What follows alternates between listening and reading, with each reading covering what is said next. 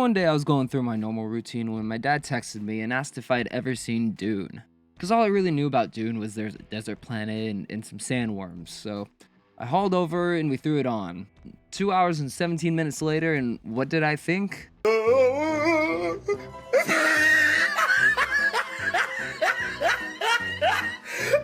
at the top of his head. Look at his lips. It's dated to say the least. It has David Lynch's charm, odd visual choices, and adaptation changes that I've come to expect in his work. But I was mostly enthralled by the concept. A feudal empire, corrupt and galaxy spanning, centered around a single product called spice, found on a planet named Arrakis that grants the user prolonged life, psychic visions, and enhanced awareness. Toss in a little bit of Joseph Campbell's The Hero's Journey with Paul Atreides, you've got a pretty creative idea. So I was pretty excited about the prospect of Denis Villeneuve directing an adaptation. And it was going to be a two-part story, much like the It movies were. It climbed that very small ladder and earned its spot as my most anticipated movie of the year. I ended up going to see some kind of IMAX screening about 3 or 4 months ago where they showed the first 10 minutes of the movie along with some other behind-the-scenes features, and yeah, I pretty much drank the Kool-Aid. I was on board, even if some of the exposition was heavy, some of the green screen looked off. To say the least, I was optimistic. Now, this movie is only dealing with the first half of the novel, which I think is excellent, allowing your movie to breathe and for these more critical moments of drama and intensity be allowed to develop appropriately, rather than being crammed into one movie. I'll take any director's cut or extended version that exists as long as it's worth a damn and cleans up the weaker points of the original edit. No, I don't think the Ayer cut would be good, and no, I don't think the Snyder cut benefited by stretching itself long enough for dum-dum norms to think it's great just because it's long. Kal-El, no! Now, my knowledge on Dune is limited. I've only seen the David Lynch movie. Believe me, I plan on buying the novel. It's in my panic buying book pile. So I apologize if I don't know exactly what I'm talking about novel-wise. But don't give me that, oh, you have to read the novels, the comics in order to understand the movie. We don't do that here. Any story should be able to stand on its own legs. I'm sure you will all tell me in the comments below if I get something wrong or if I get something novel-wise. Can you read, my son? Well, that depends. Can you go fuck yourself? But I have to iterate. This is an adaptation. I highly doubt every aspect of the novel was translated verbatim. However, I'm focusing more so on seeing if the story lines up consistently with itself, if its characters make decisions respectful to their agency, and if the movie decided to give the world building and exposition respect. Now, I'm decently aware of the impact Dune has had over the past 70 years and why it's considered the most influential and important science fiction novel ever written. But I don't think people really grasp what Dune did for us influence-wise. Star Wars, Stargate, Alien, The Matrix, and of course Tremors likely wouldn't exist or would be drastically altered without the existence of Dune. For those of you familiar with the story of Dune, you'll clearly notice the similarities between Star Wars and Dune, from its mystical witch or wizard-like orders, to its galactic-spanning imperiums, or their young yet skilled protagonists. Again, it's like poetry, so if they rhyme. So what is the plot? Well, the movie starts off with a bit of narration by Zendaya explaining the Fremen perspective of the mining of spice on Arrakis, and how the Fremen are under the boot heel of House Harkonnen. Until they weren't. Flash forward to Paul Atreides, who's having vision-like dreams and practicing the way of the voice with his mother, Lady Jessica. The voice is much like the Force, utilizing manipulation and mind tricks to get the victim to do whatever the user desires. So the Emperor ends up sending his emissary to pass the fief of Arrakis from House Harkonnen to House Atreides. Knowing some political scheming is at play, Duke Leto Atreides confides in Paul that he needs him by his side as they're heading into unknown territory. Before leaving, Paul has a meeting with Mother Reverend, a Bene Gesserit, who serves directly under the Emperor. She tests his mettle with the Gom Jabbar and attests to Jessica that Paul is in danger, being the daughter of Jessica and the unforeseeable consequence of a breeding program set up by the Bene Gesserit to create the Kwisatz Haderach. Pretty complex stuff, and we haven't even gotten to Arrakis yet.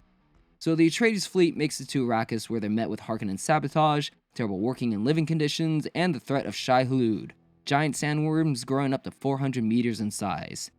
But things keep going from bad to worse for Duke Leto and Paul when they're betrayed by the family doctor and attacked by not only House Harkonnen, but by the Emperor's personal army. Leto is drugged and killed in a Hail Mary suicide attempt to take himself and the Baron out. Paul and Jessica are kidnapped but escape, and Arrakis falls under the command of House Harkonnen once again. No way! Paul and Jessica wander around the desert for a while and get into some wacky hijinks before being confronted by the Fremen, who decide to take them in, but not before Paul has to duel a disgruntled Fremen to the death, thus earning their place within the Fremen Siege. Now, the question you're all asking is the movie any good? Yeah. Visually, absolutely stunning. Thank you. Beautiful, but we know it's all about the flavor. You can only hope it tastes as good as it looks. Well, dear viewer, I can confidently say the movie is a masterpiece visually. Every scene, every wonky CGI effect I noticed in my sneak peek screening was washed away by how immense, grandiose, and stunning everything looked. Superficially, this is a masterpiece, from the booming Hans Zimmer score to the visual splendor Denis Villeneuve brings with every movie he does, combined with the dry yet colorful cinematography delivered by Greig Fraser, who's worked on films such as Rogue One or Zero Dark 30. I'd be lying if I said Hans' score is the best ever, or even the best of his career, but damn, dude went full send. You could tell a lot of thought and care went into how he wanted each scene to be portrayed, and how some of the music blends in well with the audio mix of the actual movie. I'm not gonna lie though, I was worried when that second trailer hit, and I heard the woman vocalizing. Had horror flashbacks to the Snyder Cut. I was so worried.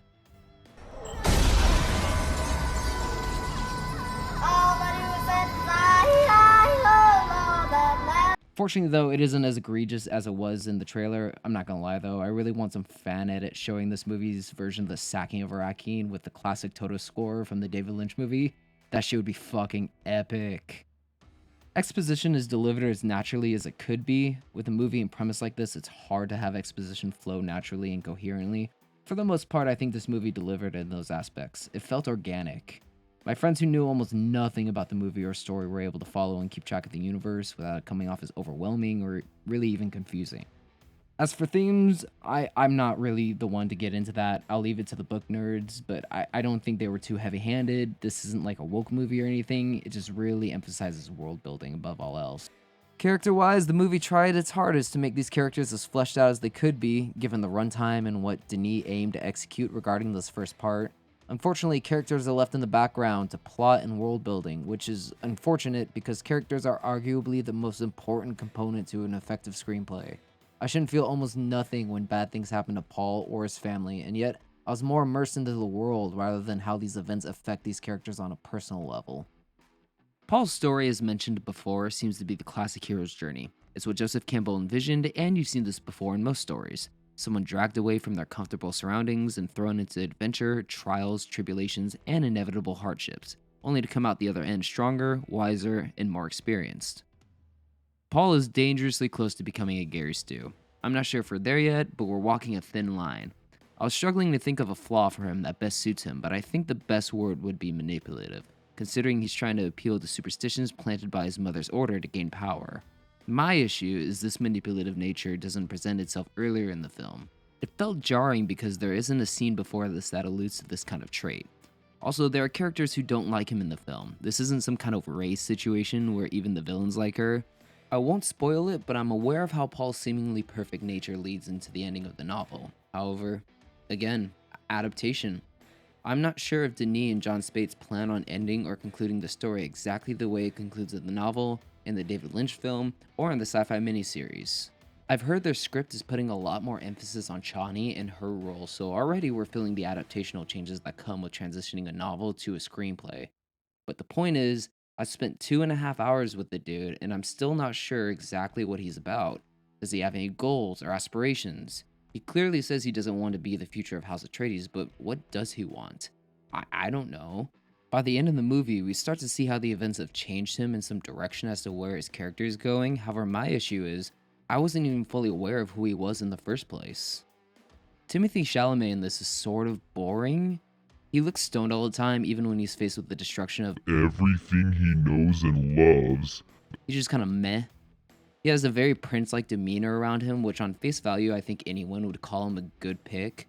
There are glimpses of emotion with the character, but I have to assume that's Timothy rather than Denis, since I've seen him actually act well in other works. Also, the dude should have put on some more weight for this role. I can't buy that he can beat Josh Brolin in a fight when Timothée Chalamet literally weighs 150 pounds. He's too wafy for this. Lady Jessica is probably one of my favorite characters in Dune. I enjoyed the idea of her conflict between a Bene Gesserit and her duties as a mother. Not to say this is treading any new ground, but I personally enjoy seeing that from a mother who clearly walks two different lines between pseudo-royalty on Caladan and her duties to preserving the quality of the universe as they know it. I don't think I would have casted anybody else as Lady Jessica. Rebecca Ferguson is just, well, yeah, I don't really need to say any more. I only wish her conflict was fleshed out more. There's a nice scene between Leto and her where it's implied that she's conflicted, but the movie never pushes the idea further. Hopefully the sequel gets more into that. I'll say though, it is so nice to see Oscar Isaac wash the sequel trilogy out of his mouth with this film. Cheeky question, but does that reduce the chances of a return for Poe Dameron one day? Probably, but who knows? I need another house or something. Is this his best role? I don't think so, but I feel like he was a really good fit for the role. Definitely a comforting energy around the film until his demise. He's caring about the lives around him. He's stern yet comforting to his son when he needs to be. I felt why Paul cares about him, and an extension why I should care about him. That being said, I only wish we got to see more of him in his relationships with Duncan, Paul, Gurney, and Jessica. He and Jessica only get a few short scenes with each other in the movie, which is disappointing because I really wish I bought their relationship rather than just shipping Oscar Isaac and Rebecca Ferguson together. Jason Momoa feels surprisingly at home in this movie. My man. For the most part, he's playing the role you would expect Jason Momoa to fill. Gruff, combat-oriented, cracking one-liners, but I was surprised at how much heart and levity he added to the film that would have been direly missed were that energy not present. I gotta warn you all though, Josh Brolin doesn't do shit in this movie. He basically fills the role in doing what he can with the material he has, but you can clearly tell there's more to the character than what the movie wanted us to see, from his reciting of poetry, to Paul asking him to play a song for everybody. You can definitely tell there's more under the hood. Stellan Skarsgård, however, plays the big chungus Baron Harkonnen, and yeah, he's kinda great in this movie, with what scenes he's given. Probably pompous and wicked when he needs to be, without ever coming off as cringy or campy. He has an arrogance around him. He isn't above gloating or any of the hubris that may bring a villain to their downfall. He's proper when he's dealing with the important matters and resourceful when faced with dire situations. I'm mostly just happy that villains feel competent and not some whiny, frustrated, emotionally unstable weakling who constantly disrespects their subordinates or is casted aside without any reverence or respect. This was a nice change of pace. David Das Malkian plays the Baron's mentat, Pater de Vry. Not much to say on him since he isn't in the movie much, however he's pretty good. He plays that king's sorcerer assistant servant role well. I don't know what the cliche is called, please leave it in the comments if you know. But I do know Pater has a more significant role in the novels. And to that, I have to iterate. Adaptation. I think he serves his role well enough in the movie, and much like the other Harkonnens, they were my favorite part of the film, but I do wish I got to see them more. And then everybody in the comment section goes, but Tripod, if it's not enough for Gurney, why is it enough for Pater de Vry? And to that, I say, I need to care more about these people before they get murked. Gurney has a relationship to our protagonist that should have been explored. Pater does not. Sharon Duncan Brewster was pretty good in the movie, and I'm not saying that to piss off all the knuckle-dragging Neanderthals out there who made a big deal out of switching the sex of the character, especially when it wasn't really relevant in the slightest of the story, but yeah, she was great. Zendaya, though, is hardly in the movie. Her role is more in visions, and the visions of her at a point become very redundant. She's in the movie for I think like 3 minutes as a vision. It's wasted screen time for a character we already know is going to be important to Paul. We don't need it spoon-fed to us. As for the overall execution, I can't help but feel like Denis and the studio bit off a bit more than they could chew with this one. Dune's extremely heavy in exposition, but it still never feels fully fleshed out. Denis Villeneuve is great at bringing something similar to an art house epic to our doorstep. He's done it before with Blade Runner 2049 and Arrival. However, Dune feels more like a straight-up attempt to make this as digestible for modern audiences as it can be. For the better, in my opinion, but that's when pacing steps in. Pacing-wise, it operates not dissimilar to Fellowship of the Ring or Deathly Hallows Part 1, in that it's half or a third of a story, depending on who you ask, and that doesn't particularly bother me. Give me slow burns. I love me my slow burns, but the movie definitely starts operating on a snail's pace after the sacking of Iraqi. Maybe it's because that's where the majority of my flaws I found were in that part, but yeah, let's get into that. Also, keep in mind all of my criticisms are subject to change and or be fixed depending on what the second installment decides to do with the sequel. I am going to remind you in advance that I'm very sorry and I apologize. Psych! I almost wish the sacking of Iraqi was more. I understand House Atreides is supposed to go out very unceremoniously, at least that's the intention Denis tried to communicate to the audience, but I really appreciate how Lynch's version tried to make it as epic as he could have. whereas this movie kind of rushes through it considering there are multiple moving parts. Like Yue's motivation for betraying the Atreides wasn't hinted at in the slightest. There's a scene in both the Lynch version and apparently it was cut from this film where Yue confides to Jessica and that the Harkonnens took his wife. There's benefits and negatives to this scene because you help establish the rivalry between these two houses and someone actually caught in the middle of it. But then again, why doesn't Jessica just sense his betrayal? Here's a nice solution. Instead of Lady Jessica, maybe confide into Duncan. It could give the audience a good insight on the conflict at hand away from these high-status political figures. Leto is shown throughout the whole movie to try and be as prepared as possible for Harkonnen threats, so why isn't the Duke and his family surrounded by like 25 guards at all times since he knows Harkonnens have infiltrated the palace and assumedly already sabotaged his whole operation? There are many moments in this film that come off as movie moments, and everyone watching this may be thinking, duh. There are moments in movies, hence movie moments, and to that, you are objectively right. There are indeed moments in movies that happen. You must have a goddamn IQ of 160. Now, there are also moments designed specifically for a movie to make a movie more interesting or engaging to the general audience. Like any moment when someone's getting their head cut off with a single swipe of a knife, or a bunch of soldiers fighting our hero one-on-one rather than just beating the shit out of them. Moments like these take me out of the experience and remind me I'm watching a movie, which I don't like, for the same reason why a book reader wouldn't like being drawn out of a complex world via some strange plot contrivance. As mentioned before, there are moments like this spread across the film, from Duncan, Idaho being chased through racking from a single laser seen only once, to the Harkonnen ships shooting an absolute barrage of missiles onto Iraqi when they probably should have started with that. Or how about some literal will of the force shit where Paul just closes the ornithopter wings and lets the wind take him till they just so happen to make it out of the storm. I'm a leaf on the wind. Watch how I go. I don't know, I thought this was a universe where things tangibly made sense. The Fremen believe in Lisan al-Gaib because of the Bene Gesserit tampering with their religion. The voice is a technique unique only to Bene Gesserit, and then we have fear is the mind killer. I didn't think that would be the new I'm one with the force is with me, I'm one with the force. Another thing, why aren't lasers used more? We see lasers being used throughout, and I know there's a novel explanation to this where if you shoot somebody using a shield with a laser gun, then you risk some kind of atomic reaction, but that's nowhere in this film. So I'm just kind of shocked why the Atreides don't have a wall of lasers defending the palace when the Harkonnens come strolling up Order 66 style, or why chemical warfare isn't used more. Also, some of their shields are on at times and then sometimes they're not. This is true for both soldiers and ships. Like, there's no reason Gurney shouldn't have a shield when the attack begins. But maybe you forgot. I wouldn't. That's like life and death. That's the first thing I'm grabbing over a sword. The guards guarding the generators weren't shielded. The Harkonnens literally walk in and take his concubine and son. This was a pathetic defense. Where the fuck was Thufir? Was he killed, kidnapped, taking a coffee break? I don't know. We don't see Duncan shut or even lock the door, but sure, movie. I feel like the starter car should have just chopped off Duncan's head when they had the chance. I don't know, that's what I would have done.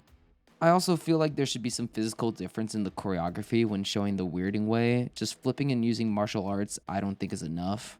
Do the Harkonnens also use ornithopters? Because I thought the design differences clearly showed the Atreides having more rigid designs, whereas the Harkonnens had more rounded designs to their ships. It could be argued they were using stolen Atreides vehicles, but like, why? Also, how did Dr. Yue know what ornithopter Paul and Jessica were going to be taken in? What if they were taken in a Harkonnen ship? What if the Harkonnens just shot down that ornithopter because they thought they were escaping? Not a great plan. How does the spice affect different people? This is fertile ground for the sequel to work with and explain, so this is more of a curiosity rather than a flaw. But I'm confused on how the elites of this world get sorted between mentats, doctors, space navigators, Bene Gesserit, Bene Tleilax, whatever the fuck they are. Spice seems to have a multitude of different side effects, from visions, computer-like calculation, the voice, increased youth and awareness. So does it just depend on how much you take over time? I would assume not, because then how do they get their hands on it? Is it only for the wealthy? Are all these people trained and introduced to spice by birth or at a young age? Help me out in the comments below, I'd really appreciate it. I also feel like the vision sequences from the film could have benefited from a bit of the David Lynch inspiration. The visions in the Lynch film feel very trippy, whereas all the visions do in this product is whisper Kwisatz Haderach and shown possible glimpses of the future with Zendaya and Jamis. I personally would have preferred more interpretational sequences rather than stuff that's extremely plot specific. Also, isn't the spice like everywhere? I know he starts tripping while he's walking through the desert with Jessica, but he doesn't react the way he does earlier in the film, nor does he experience any visions or psychoactive effects during an intense situation like a worm chasing them or when he's fighting Jamis. The visions in this movie seem to come up like they're random. In the beginning of the movie, he only has them when he dreams, then when he's exposed to the spice, he starts having them more and they come more vividly, which makes sense, but then he's constantly around it, but only trips out in these certain moments. Shouldn't he be like a drooling mess that Jessica has to carry around over her shoulders since he's sensitive? Okay, final issue, but what the fuck was the Fremen walk? Let's introduce this method of moving through an environment, and then literally the next scene they're not doing it. Oh, that toe slide really threw off the sandworms. What the fuck was that? This is why adaptations exist, because when they show us we're going to be walking like this, and then literally the next scene they're not doing it, it's frustrating. Even the Fremen aren't walking like that towards the end of the film. Stilgar doesn't correct them or imply that they're doing it wrong, so why even bring it up? After everything said here, I sincerely don't think Dune is too big to translate to the big screen. However, given my prior knowledge on the story, I knew the pacing of this movie was almost in trouble from the start. I feel in an ideal world, if the studio gods that be decided they wanted to translate the story accurately, they should have made this a trilogy. They should have spent the first film developing the complex rivalries and relationships between the Imperium, House Harkonnen, and Atreides, spend more time with characters like Duncan, Gurney, Jessica, Paul, and Leto, since this tragedy is ultimately from their perspective, and to see all of it swept away as the tragic ending of the first of these 3 hypothetical films would have been satisfying and would have best suited this film and story. To close this out, I'm really glad this film exists, and I'm glad I got to see it. This movie isn't a train wreck, and it's far from the worst thing put out in the past couple of years. I was enthralled and attracted to the universe of Dune ever since I saw the Lynch film, and knew this movie needed the big budget treatment, and above all else, I'm so happy I got to see this, and that is completely subjective and there's nothing anyone can say about it. I'd rather a studio take risks like this than squeeze out whatever they can from their previous franchises, whether they're trying to milk the nostalgia out of us or just completely disrespect their source material. This movie tries to earn its place among the greats, and I applaud Warner Brothers for taking the risk. I'm curious if the criticisms quite a few people have with the film will be recognized in the sequel, but until then, farewell.